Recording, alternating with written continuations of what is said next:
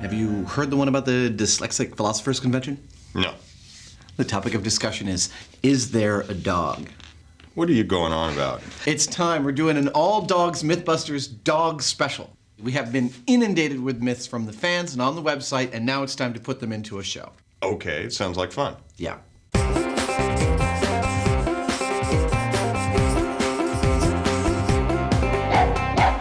Okay, here's what I see. It's another in a long line of adages, like, Rolling Stone gathers no moss and finding a needle in a haystack. We should test the myth that you can't teach an old dog new tricks. You ready, old dog? Let's go. Man's best friend. They're smart, they're talented, and crucially, they're quick to pick up new tricks. But the question is, are our canine companions learning days behind them when they reach old age? What's that you say? What's the plan? Excellent question. I think it's pretty straightforward. I think we bring in a couple of dogs and we see if we can teach them some tricks. Well, they gotta be old dogs, because after all, that's what this is about. Maybe we can each take one, we'll train them separately. They should be also as close in age as possible. I mean, preferably they're from the same litter, couple of brothers, brother and sister, something like that. And we can do some kind of, like, a dog show. What do you think? A MythBusters dog show at the end? That's perfect. Let's do it.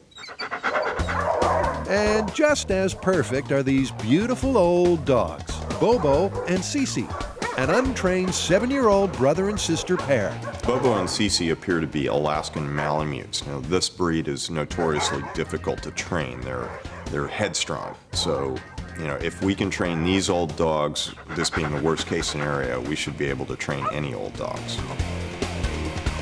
Mush. Adam and Jamie have just 1 week to get these homeless fur balls pulling in the right direction. So they're going to need some expert help. Adam and Cece have enlisted dog trainer Beverly Ulbrich. So what we've got is somewhat of a contest between Jamie and I, and what I need your help with is to get Cece here to learn how to heel, sit, stay, down, and shake hands all in the next week. Can we do that? I sure hope so. Let's give it a shot. A little bling bling here. With her shiny new training collar, Cece is ready for lesson number 1, heeling. So the idea with the walk is you want the dog paying attention to you, not everything else around you. If you think about like how a pack travels, there's one pack leader and the rest of the dogs are behind it just following naturally and easily. And obviously right now she's trying to be that pack leader. Beverly's theory about dog training is to let them know you're the pack leader. So it's all about conditioning the dog both positively and negatively in ways that the pack leader would do. You give them affection when they do right, you give them a scruff on the neck, just like the pack leader would do when they do wrong. And as long as you repeatedly do that, and you do that exactly when they're doing stuff right and exactly when they're doing stuff wrong, they'll become much more manageable because they all want to be part of a team. That's the theory. And for old dog Cece, it seems to be working. Already, she's surprisingly well-heeled, which begs the question, how old is old when it comes to dogs? Well, how old is old when it comes to people? It's pretty subjective. However, the best estimates that the vet has is that Bobo and Cece were born about 7 years ago, which in human terms, for their size, makes them approximately 50 years old. That'd be about in the butter zone for our test. Indeed. Outside and school starting for old dogs Jamie and Bobo. And head teach Gene Donaldson from the SPCA confirms we're starting from scratch. Bobo, can you sit? He probably has never been taught. He's looking at his mates, will be saying it in Swahili, he has no clue. Undaunted, Jamie and Gene get classes started. And at this dog school, the curriculum is slightly different. Gene's technique is influenced by Pavlov, Skinner, even Darwin. We could talk about it in terms of operant conditioning and other things, but it boils down to that if the dog's behavior is good, you reward it. If it's bad, you ignore it. So I've got leverage in my hand, and at the moment, he's not going to give me a full down, but I got to pay something. This is called shaping by successive approximation. So I'm waiting for that right front leg. As soon as he crosses it, I'm going to pay him. Waiting for the leg. There's the leg. With Bobo getting down and Cece also responding well to the first day's lessons, doesn't that mean this myth is already busted? I think the myth is looking pretty bad at this point. The real test will come, I think, with the handshake. I think all the other stuff, heel, sit, stay, those are your pack commands, just getting the dog to understand your words for what it naturally wants to do. But shaking hands, that doesn't happen in the wild. I think that's really going to be where the rubber meets the road and whether or not these dogs can learn a real trick.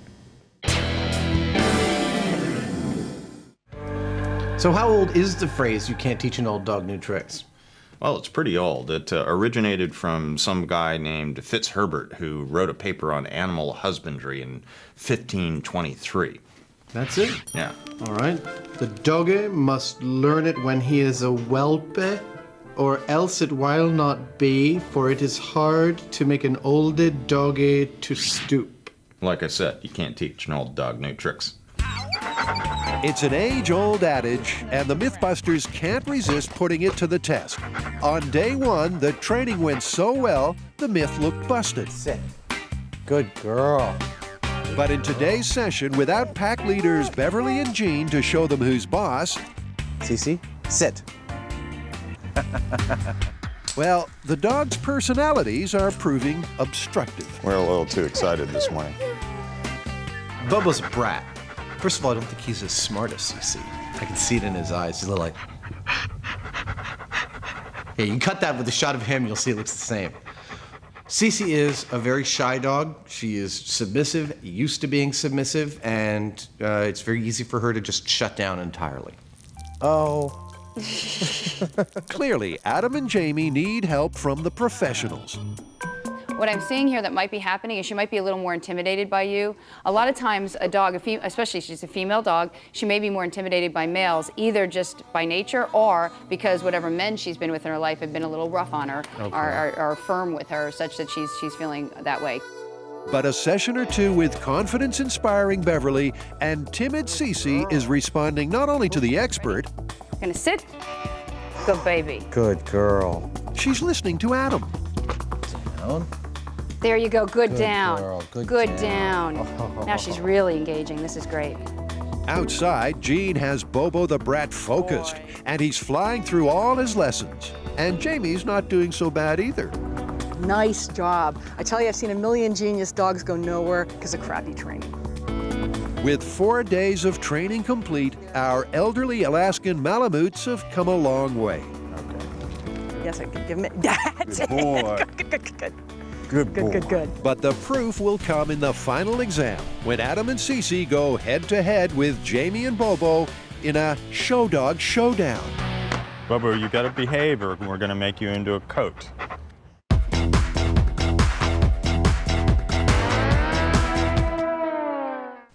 Adam and Jamie are competing in the MythBusters Best in Show Dog Trial. They've gone head-to-head to see whether it's really impossible to teach an old dog new tricks. This is their final exam. We have set up a little dog show place here. We have a scorecard. We have 5 tricks that we've taught them. We're gonna see how well they did. With Myth-Turn Jess in position as judge and jury, everyone and every dog is ready. All right, everybody, and welcome to the Old Dog New Trick final exam. Adam and Cece, you're up first. Let's start with the heel. Good girl. With Cece in good position alongside Adam and not pulling on the lead, Judge Jess hands out full marks. Nice work, Adam. And that's the story of Cece's day. Sit. Good girl. She obediently follows all of Adam's commands. Down. Good down. Good down. Back up. Okay, shake. Good shake. Very good. Proving that in just 1 week, Stay. she's learned all 5 of the new tricks. Okay, need it. Good girl. Very good girl. The pressure's on. Jamie hates losing. He'll be determined to match Adam's faultless performance. Down, down. Okay, shake. Good boy. Bobo succeeds in all of the tasks to Judge Jess's satisfaction. Bobo, stay. Stay. Until the stay. Maybe Jamie's fur coat threat backfired. Here, you stay there. Bobo wouldn't hold for the required 20 seconds, but Judge Jess has generously given him a half point for his efforts. 9.5 out of 10 ain't bad at all. So, seems to me that you can, in fact, teach an old dog new tricks. I agree. This one is totally busted, and one of the more cuddly myths we've ever done. With old dogs busted, Adam and Jamie have sniffed out another mutt myth. So, can you clearly communicate what clever canine conundrum you're currently concocting? What? What's the myth? Bloodhounds. What about them? We're going to test whether you can trick bloodhounds like they show in the movies. You and I get to play fugitives? Something like that. Oh, cool! Bloodhounds are the ultimate canine super sleuths. Used for police work all over the world, their capacity for sniffing out a human trail is legendary. And where there's legend, there's myth. Flick on a fugitive film and you'll likely see bloodhounds being baffled with ease. But is this really true? So what's the plan with this one? Well, we got to get a trained bloodhound. All right, and then I guess we just run them through the paces of things we'd seen them get tricked by in the movies. Backtracking, running in a river, changing your scent? Yeah. All right, well, which one of us should be the runner? Well, something tells me that you'd be better at laying down a scent trail than I would. Okay. I'm going to say yes just because I want to do it. Let's get straight into this. Straight into it? Sure. Can you guess what my role is today? I am the chasee. And I'm going to go over there and try every trick in the book to throw these dogs off my trail. We're going to see what works and what doesn't. Prison breaky Adam's all suited up to be the fugitive. And here's what he's facing. This is Morgan. He's a 2.5-year-old bloodhound, and he currently works with the San Mateo County Sheriff's Office Canine Unit in San Mateo. Morgan, handler Matt, and Jamie are going to need all their tracking experience because there's 6 myths that they're up against.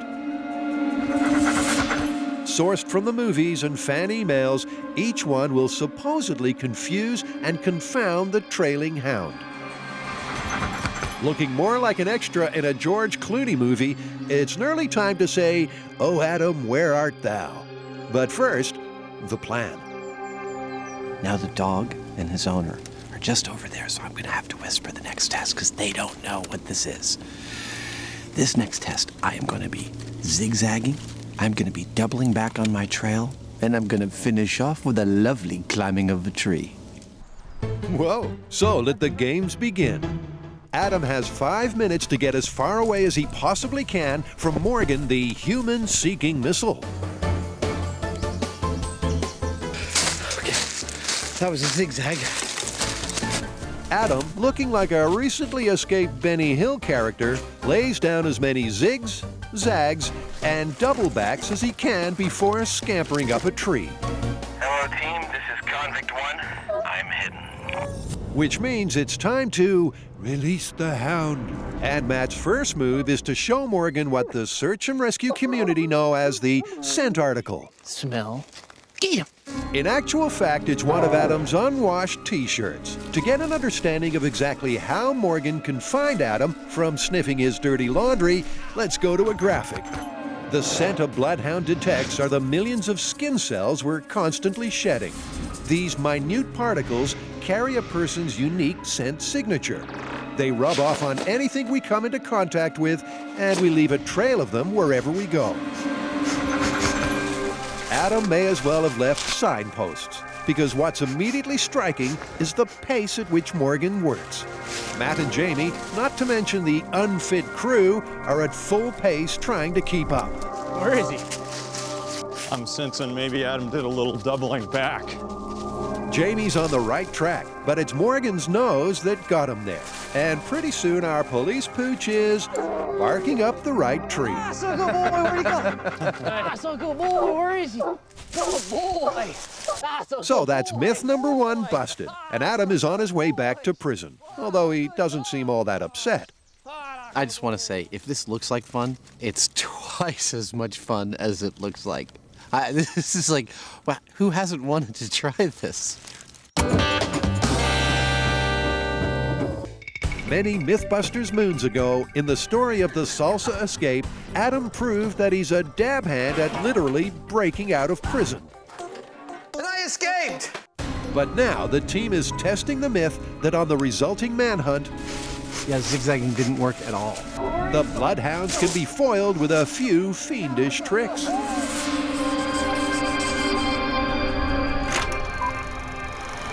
Adam's next escape attempt uses a classic filmic fable.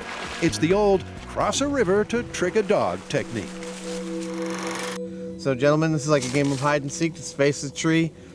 Jimmy, let me know every minute you know that I'm gone, up to 5 minutes. Okay? Okay. I'm trying not to let the dog see where I'm going. Okay. Look at the tree, bro. And he's off. With a 5-minute head start, Adam attempts to lose his pursuers with multiple river crossings. And just like the movies, he makes his way up one stream for at least 100 feet before getting back to dry land. But did his tactic wash away the trail? At the first watery obstacle, the evidence is no. Oh, great. Because Morgan doesn't even pause. He's following and finding Adam like he has a homing device. Ah, so good, boys! Ah, so good, boy! No way! That's impossible! What a good boys you are! Dude! It took you less time than the first 2 tests. You're just a stinky guy. What can I say? I guess all the sweat from running equals, a bunch of fear pheromones or something. Man, that's incredible. It's a dog-eat-convict world out there. At this point, the water doesn't look like a terribly good thing to try and use because from what we've learned about talking with these guys and what we just saw, water actually likes the scent. The scent is, kind of hydrophilic, apparently. It likes to collect in low areas, like where the water is. Water's no guarantee that the scent's going to go away. Incredibly, that's true. As long as the water is slow-moving or still, it has the potential to retain the trail better than dry land. So the myth that water will foil a bloodhound doesn't hold any water. Quite simply, Morgan is just too nosy. Let's pause for a minute and consider the amazing olfactory capabilities of the bloodhound. For comparison, a human's olfactory center is about the size of a postage stamp, whereas a bloodhound's is about the size of a handkerchief. This difference gives a bloodhound almost 1,000 times the smelling capabilities of a human. That's a lot. Yeah.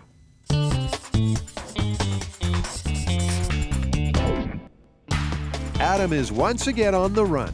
Maybe he escaped before he had a chance to use the prison gym.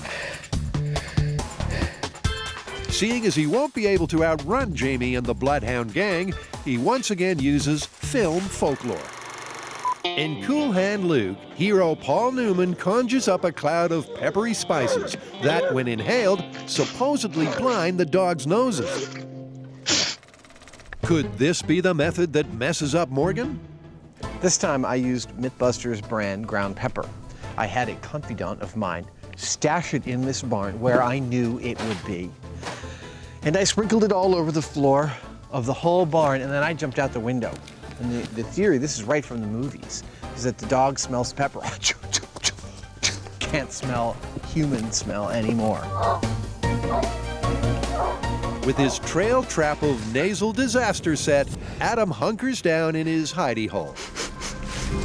And Morgan and his team of human handlers, ignoring the spectacular scenery, soon arrive at the barn. Where'd he go? Where'd he go? Couldn't be in there. Let's go. Come on. Let's go. Where'd he go? But after a couple of circuits and no sneezing, Morgan finds the trail leading away from the shed and right to a very busted Adam. You found me. Despite the peppery problem, Morgan once again gets his man. Well, I think we've proved that it doesn't work. Yeah, well, it didn't hurt Morgan. So what's next? I got another one up my sleeve, but I'm not going to tell you what it is. I can't wait. Adam is 3 down against Morgan, the world's most sensitive sniffer. But that's no surprise, because his hooter has over 1,000 years of breeding behind it. You found me.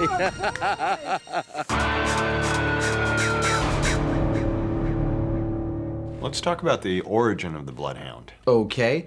Well, we have citations referring to sleuth hounds hunting men as early as the 13th century. Yeah, but back then, noblemen mainly used them for hunting deer or boar.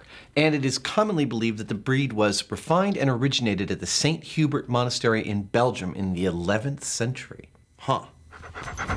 What's next is washing off and changing my clothes. We have a secret location about 2 minutes from here. We've got a wash basin and a whole new set of clothes for me. I'm gonna find it, wash myself off, change my clothes, take off in a different direction. We'll see if that fools the dog. I have no doubt he can find my wash basin. The question is, can he follow me from there? As predicted, Morgan finds the wash location. Oh, what a good boy. That's a good boy. Where'd he go?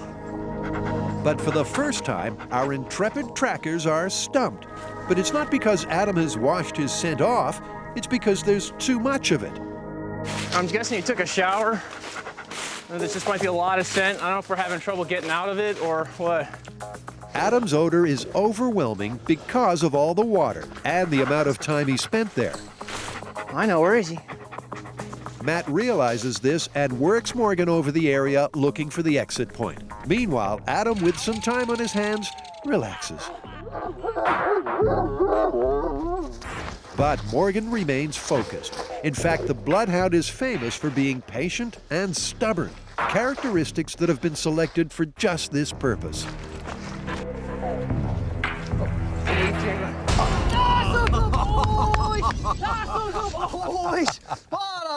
Spoiled again. Nice suit. Thank you. Whoa! What the well-dressed escapee is wearing this year? Morgan did really well on the test overall. It looked like we had a little bit of a problem at the shed, but actually, in reality, the thing I liked about it is Morgan never gave up. If you can see on the tape, he's always looking for the scent. He's always searching for it. And the two trails that went in and went out were actually, I think, from the way he worked, really close together. So he just kept working until he found the way out. Once he found the way out, he nailed it. How many more tricks do you have up your sleeve? I have exactly 2 left. Well, good luck, buddy. Thanks.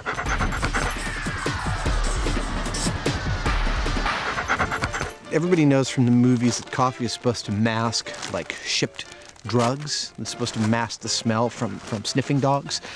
And it is a very strong scent. And so I guess the theory is that it will overpower the dog's olfactory abilities and he can't pick up my scent.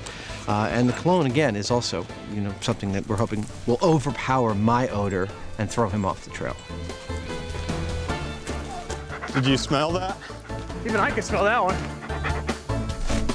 Unlike the spicy pepper experiment, which was designed to blind the dog's sense of smell, this coffee and cologne test is all about masking Adam's odor and confusing poor old Morgan.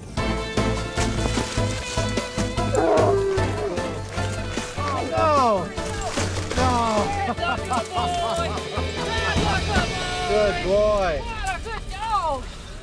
He smelled like a cheap date, but,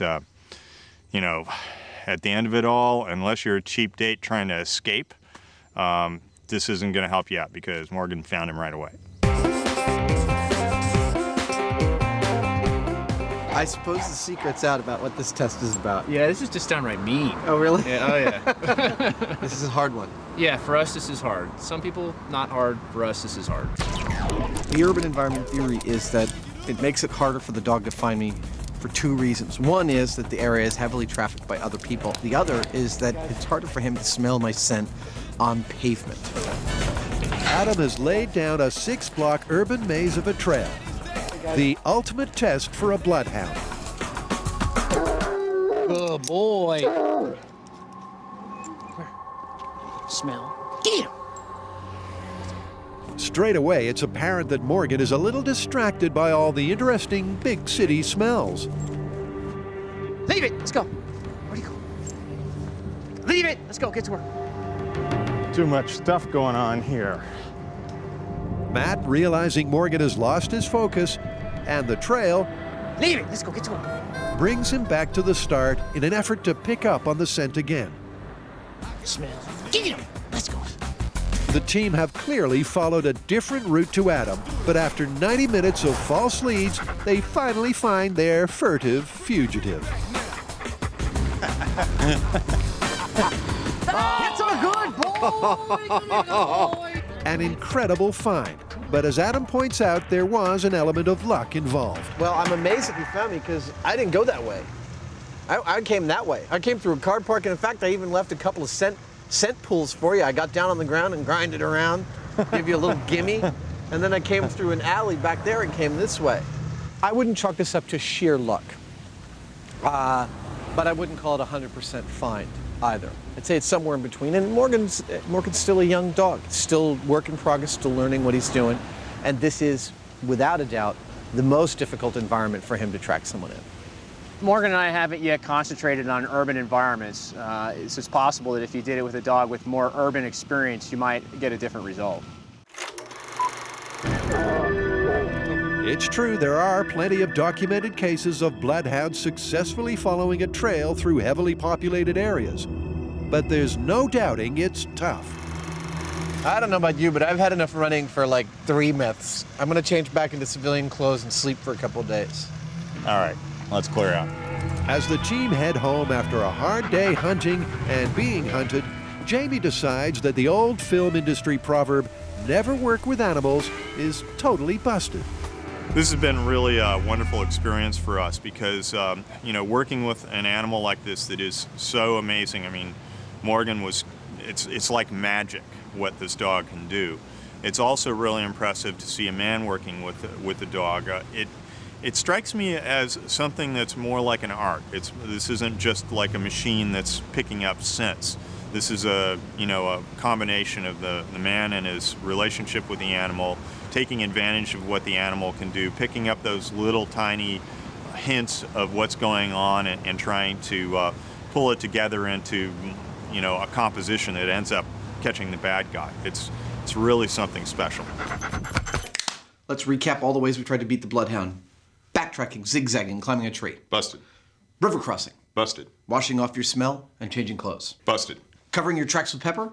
Busted. Masking your scent with cologne and coffee. Busted. And urban environment. That would be plausible. He did amazingly. Yep, a good dog's hard to fool. Correctamundo.